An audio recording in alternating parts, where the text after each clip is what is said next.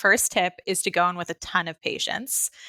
If you are not a big team, like if you do not have somebody that you can put on this project, like independently pretty much, expect to spend like months, possibly a year, like going through the assessment. My second tip would be know that you can build policies and procedures that you can grow into. A lot of small, medium-sized businesses I see that, you might have a team of two people or five people, and you're like, well, do I really need a harassment reporting process for such a small team? Like they just tell me if something happens. And I always say, like, you want to build your internal structure of your business to support your growth goals. So, like, if you want to stay a little business forever, that's totally fine. And there's definitely a place for that. But having really clear, supportive structure to build on your business, I just think it is definitely the way to go, especially if you're looking for investment, or if you're just looking for something to streamline your policies.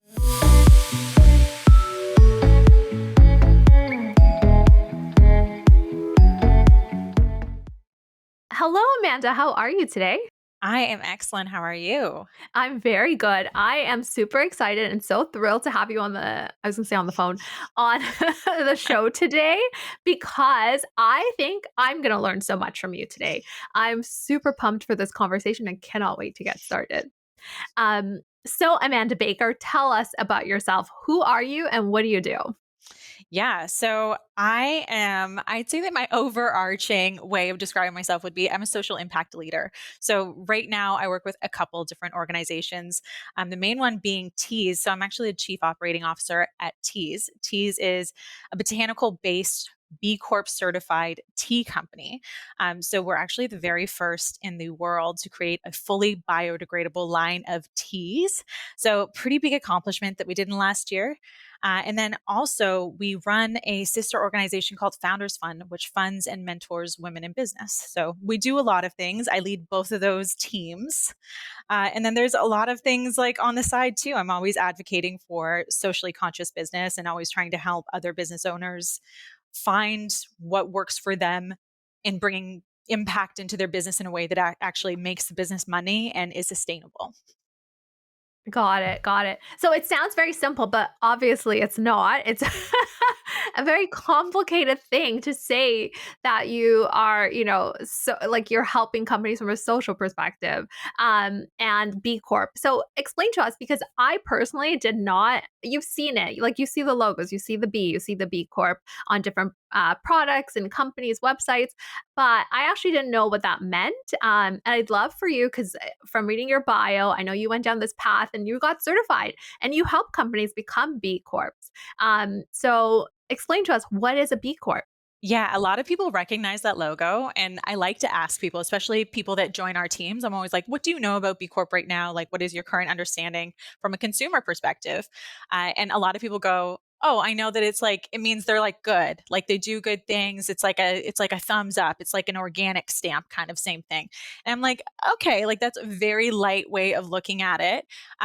B Corp certification, essentially it's a third party verification that verifies the highest standard of social and environmental impact within a company.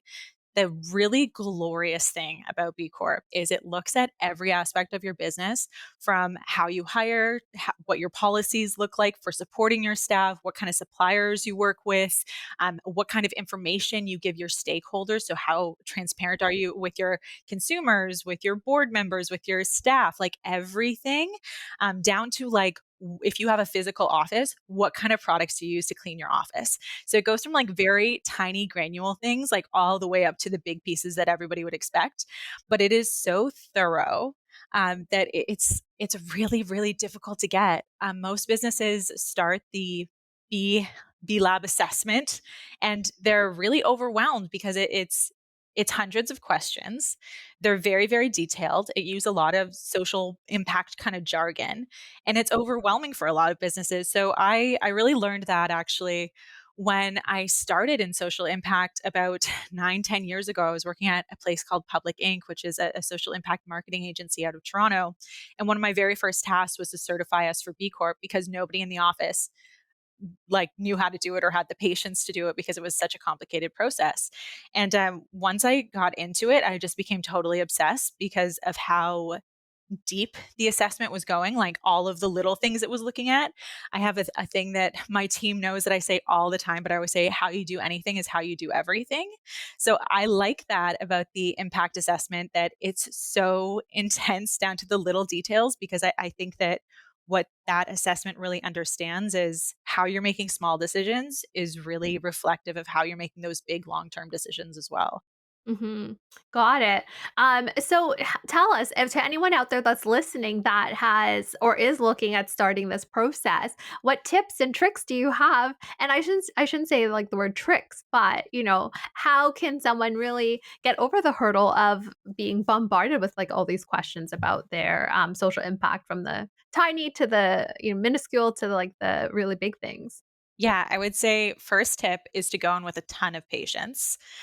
If you are not a big team, like if you do not have somebody that you can put on this project, like independently pretty much, expect to spend like months, possibly a year, like going through the assessment.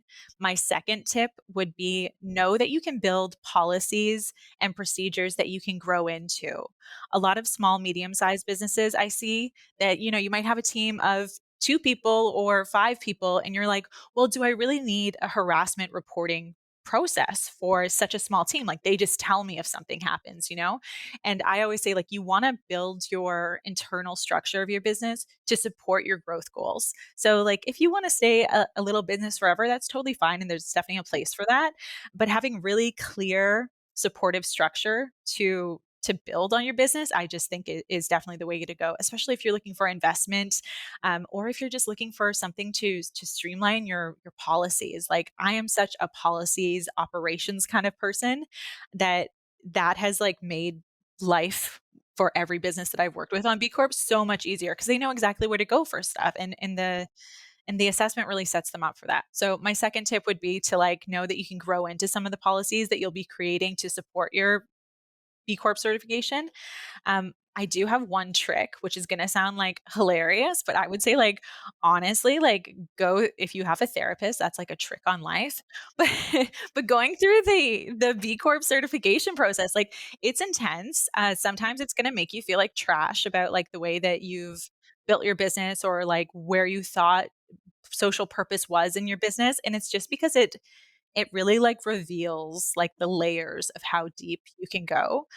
So it can get quite emotional too, especially if you're the founder trying to do this for your own company, because you know that every decision that you've made is, like, coming from you directly. So it reveals a lot too. Business is a very emotional thing. Like, it's so funny. I feel like old school business was seen as like this very like black and white, logical, like get the money. The money is the main point. That's the only way. And now, like, I think that we've really started to see like money, even it's all very emotional. Like we all make these decisions based on like our own patterning, our own upbringing, all of this, as much as we want to pretend that like business is, I don't know, like business is like a black and white thing. It's totally not. And I think with the popularity of social impact and consumers demanding transparency within companies, you're really starting to see like, holy shit, nothing is actually black and white or that logical. Everything is emotions based. Yeah, definitely. And the other thing that is different in business world today is there's a lot of women-led companies, and we think differently than men. We don't think, just black and white. So the business world is different. It looks different and feels different now, with the landscape that has changed. So 100%. So in terms of applying for to be like for a B Corp certification, what like how small, like how big do you have to be in order to get this? You can be like a small, like you can be a one person company, and that's totally fine. There's something called a pending B Corp certification that you can get before you hit the 1 year mark of your company.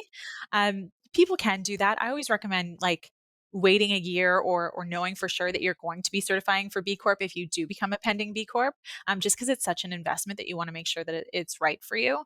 But you can be a company of one, and like I said, like set it up so that you're going to grow into those policies and grow into like all of those structures that you do, because it also will inform like how you build your website, how your marketing strategy goes. Like it really permeates everything. And if it doesn't, if you're the type of company that's like, I just want to hire an intern to get my B Corp certification so that I can put that pretty little B on my packaging and on my website, like it's not going to make you money. People aren't going to care that you're B Corp certified. Like it really is not valuable unless you integrate it into everything you do, which doesn't have to be as hard as it sounds. It can actually just be like a support for so many areas of your business. Got it. Awesome. Well, thank you so much for sharing that. So we just talked about how, business is emotional. And I have to bring this up. I watched the Dragon's Den episode that you were on with Sheena from Tease Tea, and that was very emotional. So I'd love for you to talk the listeners through that episode and what you guys did when you went on. And, questions will come up as we go through it for me, but I would love for you to set the stage in terms of that episode. Yeah. So a little bit of a backstory too. When I met Sheena, I had joined Founders Fund only. So the sister organization for Teas that funds and mentors women in business. I had joined for Founders Fund only to help build that. And the next summer, right before Dragon's Den, about 6 weeks before, Sheena convinced me to be chief operating officer for Teas as well at the same time. And so at the time of going on national TV and pitching to an audience of many, many viewers, I had actually only worked for Teas specifically for a few weeks. Like it was very minimal. Although I have to say, Sheena and I have like a very strong bond and a very like there's just like a lot of synergy between the way that we lead and like our values in business and the way we go about things. So, but that was crazy to begin with because I was like, bro, I don't know the finances at all. Like I haven't like I've just started on like this side of the business. Like I could tell you everything about founders. So I could pitch Founders Fund to Dragons, but like Tease is going to be like a boot camp for me to like really figure all this out. So that's the energy a little bit that I was coming in with. And we knew that Sheena would be doing most of the speaking, her being the founder and CEO, and also having all the history of the company to pitch, because at that point, the company was about 6 years old. So there was a lot of history to pitch. So anyway, so that's a little bit of the backstory to the story. So we get this opportunity to go on Dragon's Den. I at the time lived in Toronto, and Sheena was like, "Will you do this with me? Like, I know that you've just started, but will you?" And I think that my like reaction was something like akin to like, "Hell yes, of course! Like, let's do it! Like, let's go!" Because I'm always up for an adventure. So like we start like putting together our pitch, putting together like Sheena and I are very good with like little nuances. So we're like we're like researching all the dragons and all the little like things we might be able to hit on, or like personal connections we might be able to make with them. And like we felt so prepared going into it. And that morning, Sheena actually one of her first things that she did in tea was build out the tea program for the Shangri-La. So that's actually where she was staying when she came to visit Toronto, because she was living in Ottawa. So that morning, she and I were at the Shangri-La feeling fancy, full faces of makeup. You know, we have our teas shirts on. We're like practicing our pitch and we're like, we've got this. We're so good. Oh my God. Like we're going to go away with like millions and millions of dollars. Like this is the big day. Like this is like just so confident.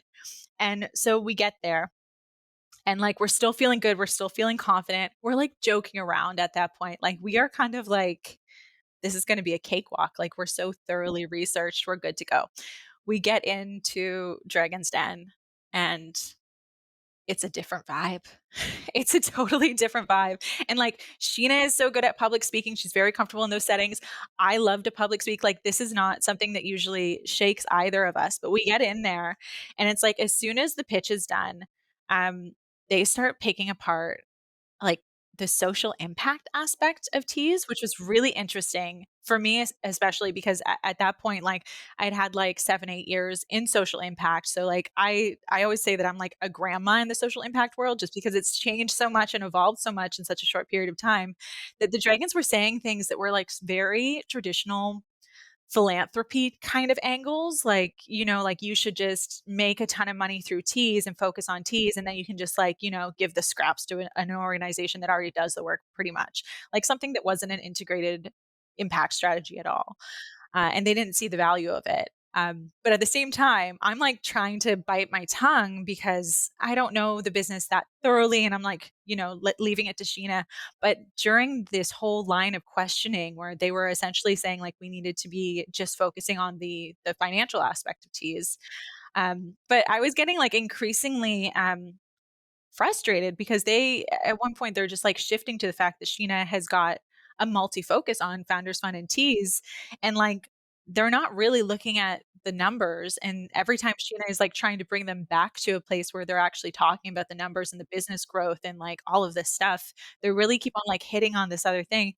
And like in the moment, you kind of forget that it's like, oh, this is reality TV. Like there is like a little bit of a script I'm sure that they're given. We weren't given one, but I'm sure there's like a little bit of a flow to it. And I'm just I was just like biting my tongue, trying not to say anything, which was really hard for me. And then we get into the forget what they call it. It's like the rat hole or something. I don't know, like the little soundproof box where you go to like deliberate. Yeah, they call it like something really like I don't know, like and anyway, we get into this little spot and I feel like I could finally talk.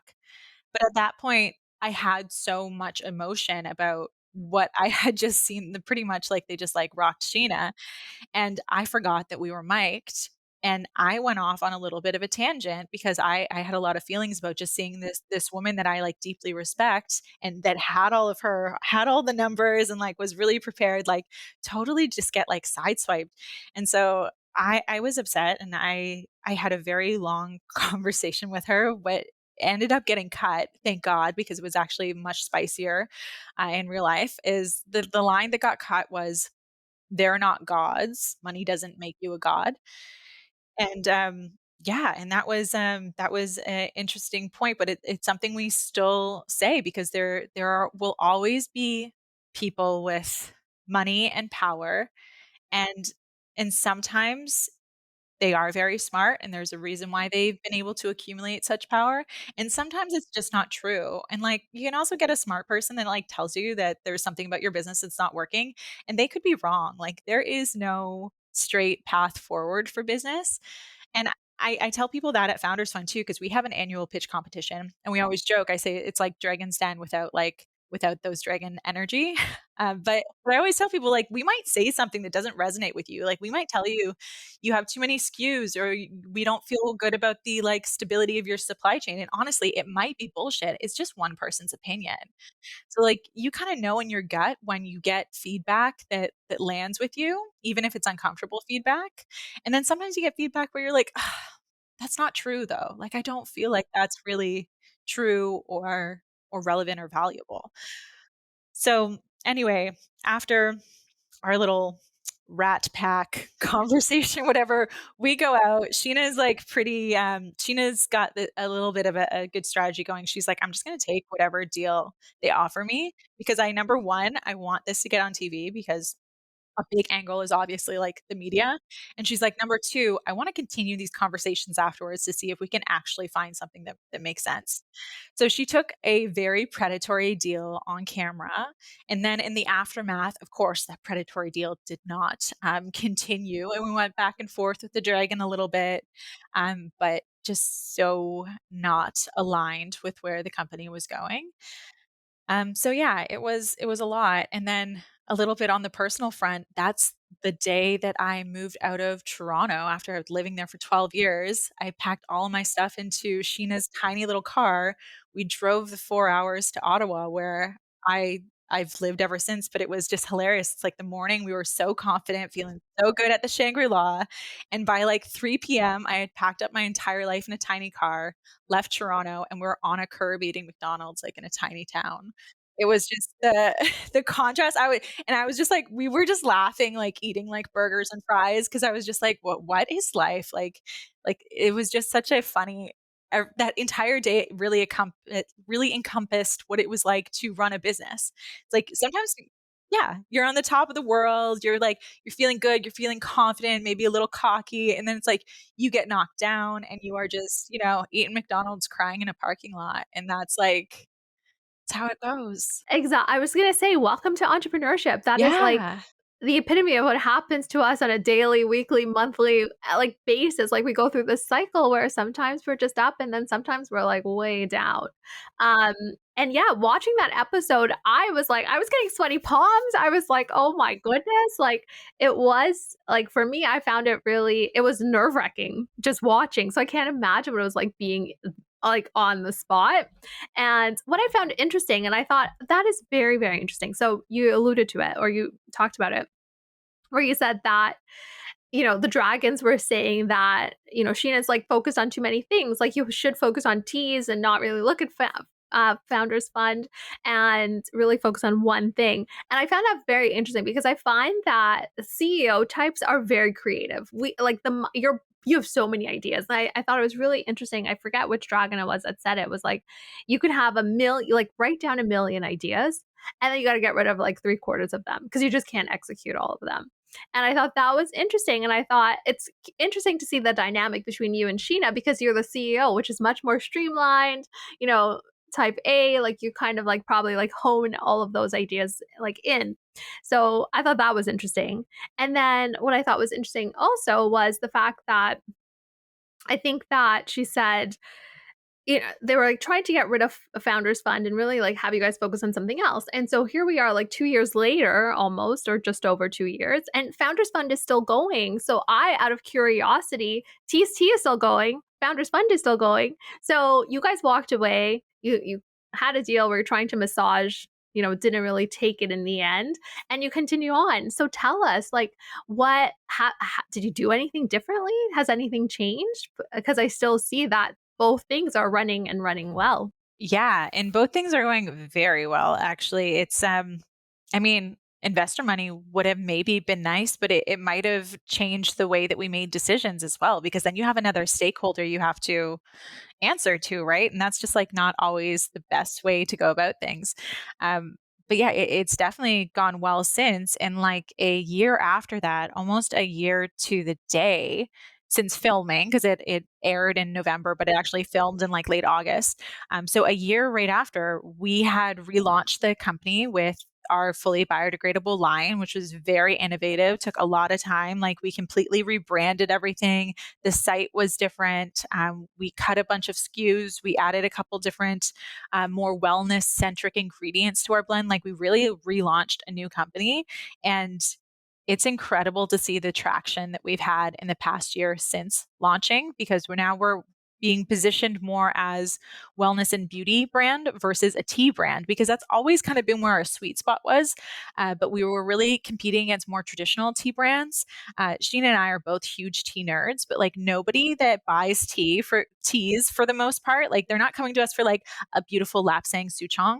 Like that's a great kind of tea, but like people are coming to us because they want solutions for things going on in their life. Like they're like, I need something that's going to help me sleep that's not like a pill and also like not like a weird like $70 supplement that I'm not really sure like what's in it. Like I need something that's, a little bit more approachable and affordable. So it's like in this past year, we've really found our sweet spot. And I think that some of that was getting hit so hard by that Dragon's Den experience.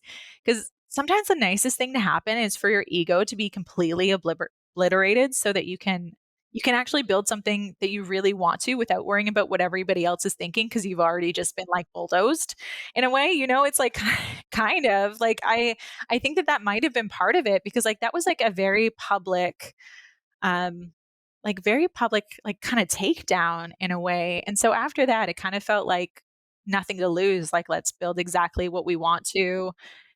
Yeah. That's awesome, and that's the thing, like, everything happens for a reason. I truly believe that. I think I've said this a million times on recording these episodes, and, like, nothing is it's not bad, you take what you learn from that, you apply it to something else, and, changes happen, so I think that's awesome. Um, so talk to us now. I wanna talk about Founders Fund because I'm super excited to talk about this. I think there's so much there, and I cannot wait for you to dive into that for the audience. Yeah, so Founders Fund is pretty glorious. I was actually just doing a little bit of a like 2022 recap and I'm like, "Oh god damn, like this is really incredible." And the reason I think that I'm so surprised when I look at all the things that the community has accomplished in this past year is because we run it with our existing Tease staff. So it's mainly me running it, and like our Tease staff, and we're crazy busy trying to build this other, like trying to build Tease as well. So sometimes it's like we worry that Founders Fund isn't getting enough attention from us. But truly, we've accomplished some incredible things, in the community around Founders Fund. Like, makes me cry probably once a month because they're just so incredible, and we just see them accomplish such incredible things in their businesses and in their lives. So Founders Fund started actually when Sheena was running Teas. She wanted a way to contribute to women.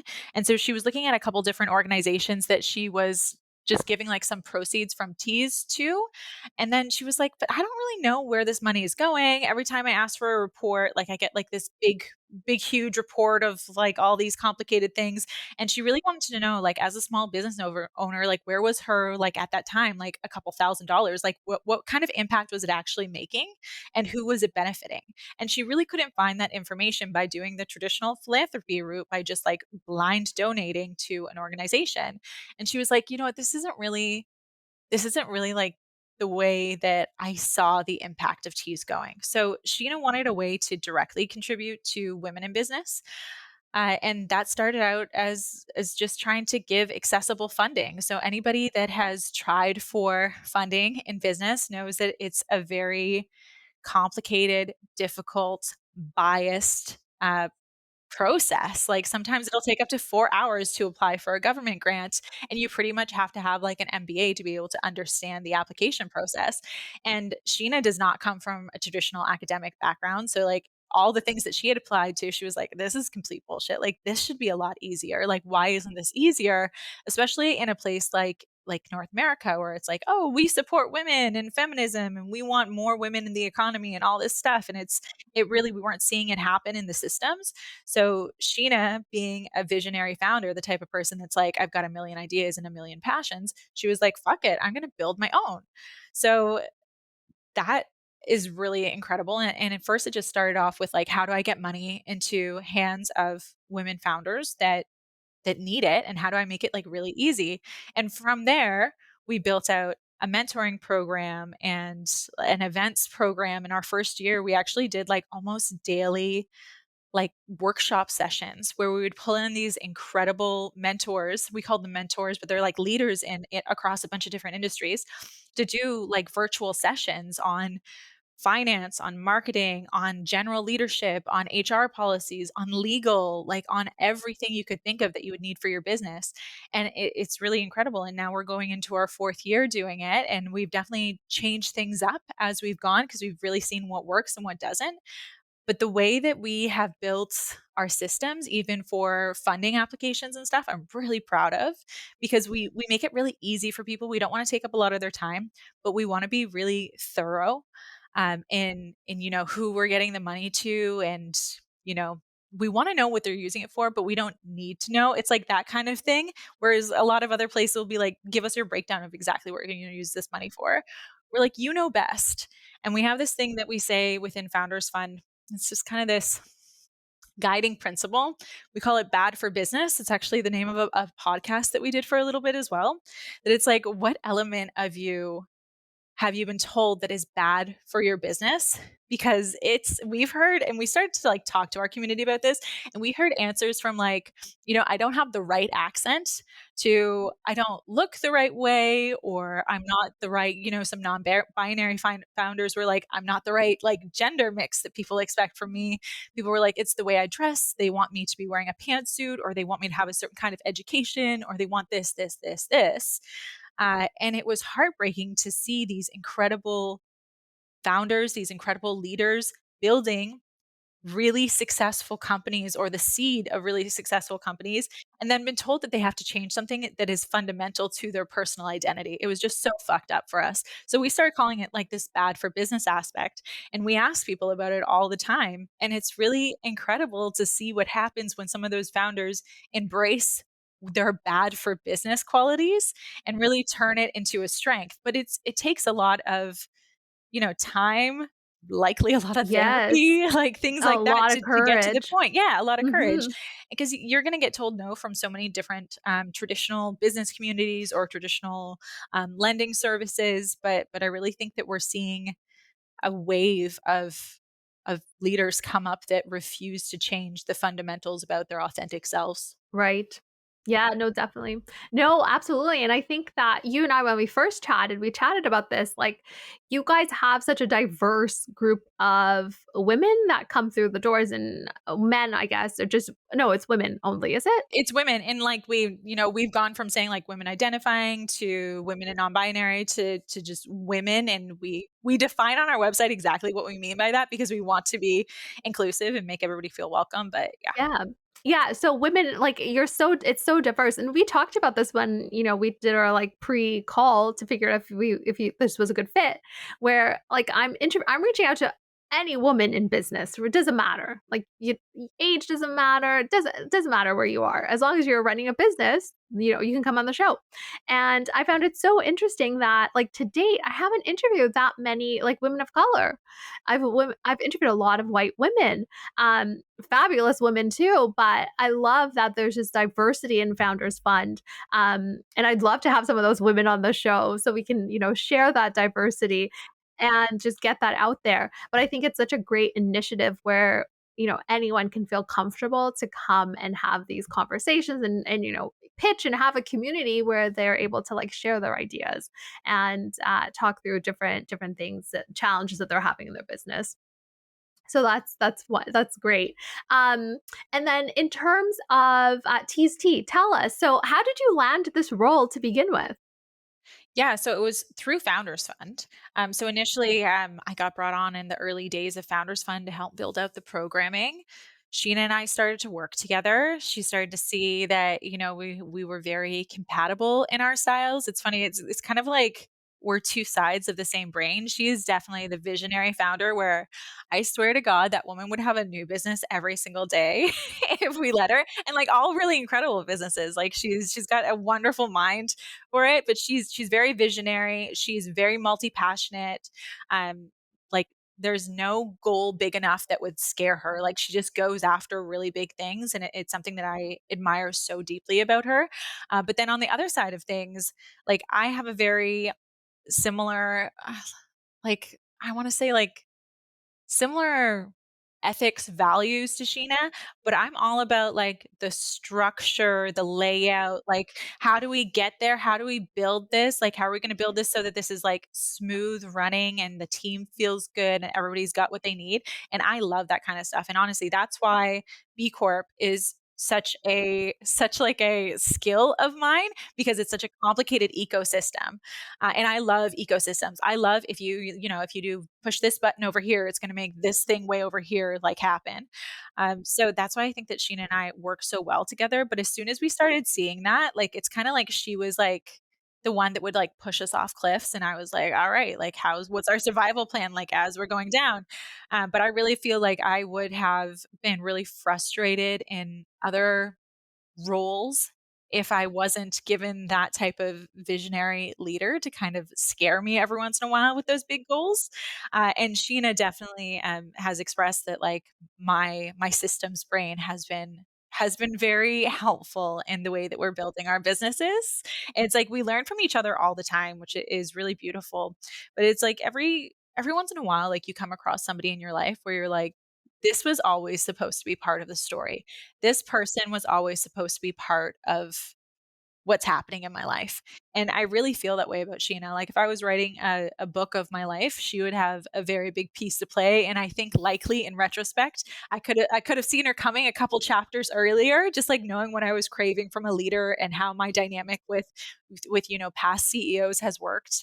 Um, so yeah, so she brought me on to Founders Fund to build Founders Fund, started doing that, saw so much connection, synergy, and shared values that I came on and started running Teas as well. Actually, initially when she was like, "Okay, I want you to run Teas too," I said no that's way too much. Like, I cannot, like, it's way too much. She asked me a second time. I was like, nope, can't do it. Like, it's just going to be too much. I'm focused on Founders Fund. Cause I'm a deep focus person and she's like a multi-passionate person. That's the best way to describe like our contrast, I think. And then like the third time she asked, I was like, fuck yeah, okay. I really actually want to do it. Cause I knew I wanted to do it. I was just trying to figure out how I was going to do both. And obviously, like that was a transition for me to try to figure it out. And then, 6 weeks later, national TV, let's go. And packing up my life in Toronto. It's like moved to Ottawa. I knew like nothing about Ottawa. I was like, I hope this place has a coffee shop. Like I don't even know. Like I had no idea. And now I'm obsessed with Ottawa. So it's yeah. That's funny. Definitely. So tell me how does this yin and yang relationship work? So it works out really well for Teas. Obviously, it works out for Founders Fund, but how does it differ? How does it differ between the two different businesses? Well, Founders Fund needs so much structure because we don't have a ton of resources to spend on it. Like we don't have a full staff for it, anything like that. So we need to be so organized just to have things run on the timeline that we want and also to serve our community with the best experience possible. That it needs me to like get into the nitty-gritty of like what does a funding application look like? How do we assess those so that it's like as unbiased as possible? How do we support people so that they will actually apply? Because that's a really big issue, especially in women in business too. They just won't apply to things. So it's like, how do we like encourage that? Like all of these systems, it really requires so much to be able to accomplish what it has so far. That it's been great that Founders Fund started as my primary focus, and then it is still I'm the one that's most focused on that from the Tease team. And then on the tease side of things, it was really like getting all of Sheena's brilliant ideas and skills like into like on paper so that we could start training staff. Our staff right now is so incredible. We're still a small team, so we've got 5 people total, but they are so organized, so driven. They know exactly what to do. They know exactly how to handle conflict and problems and setback. And I really think that it's because we've taken Sheena's incredible leadership and I've been able to like put it into policies and structures and like one-on-one check-ins and things like that. So it's really it works beautifully on in so many ways. Like, yeah. Awesome. Well, tell us, how does someone actually like get involved with Founders Fund? Are you like looking for people to like join the team on voluntary basis? Like, what does that look like? And then on the flip side, as a business, like, how do you get involved? Yeah, so we're starting to look at 2023 right now, and we will very likely be adding like a paid part-time position to the team to do social media because that is an area where I am severely lacking, and I probably always will be. Like, know your strengths. Mine is not social media. That's okay. So we are hoping to be adding that, and there'll be more info on the website and on the Instagram page and all that coming up if anybody is curious to work with us. But as far as a business goes, like how to get some of the benefits of our community, we do a quarterly digital conference. We call it Seasons of Success. We might switch up the naming for that in the new year. But essentially, what we do is do a 4 hour virtual conference where we set you up for the season ahead. So it always comprises of a panel, a workshop, and then typically like a one-on-one in-depth interview. And we take like the smartest founders we know, essentially, like the people that are the top in their industry, and we bring them to speak on that topic.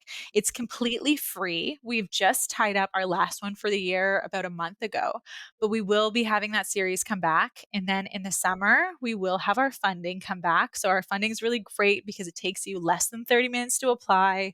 The money is like no repayment, no equity, pretty much no strings attached, no bullshit. It's just like, here's the money for your business.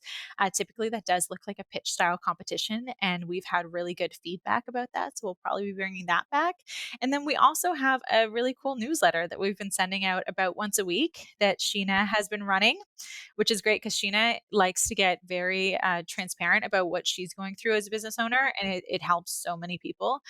So once a week, you can sign up for that on our website at foundersfund.ca, and Sheena will share things like I think recently she shared about how we paid off a huge chunk of a loan that we had.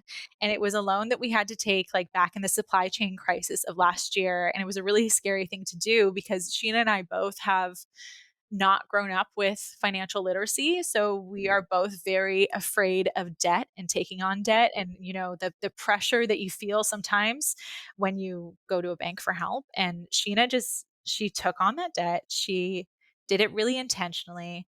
And then she just absolutely crushed our plan for paying it back. And it's been such a great accomplishment. And I love that she's sharing that with the community too, because a lot of people, they don't want to take on debt, especially at a high interest rate, even if they've got like a confirmed purchase order, because it's a scary thing to do. And it's nice to be able to share through those newsletters, like how scary it can be, but also like the successes that can come out of taking those big risks. Yeah, I love that. That sounds so inspirational. So share the website with everyone so that they know where to go. So foundersfund.ca. And then you can sign up for the newsletter there. And obviously, the newsletter will include like everything coming up for free events and funding and any kind of opportunities that we have beyond that, too. Awesome. Sounds good. Thank you so much, Amanda. This was a great conversation, very inspiring. We thank you so much for joining us today. Thank you. It's fun. Awesome. Take care. Have a good one. You too.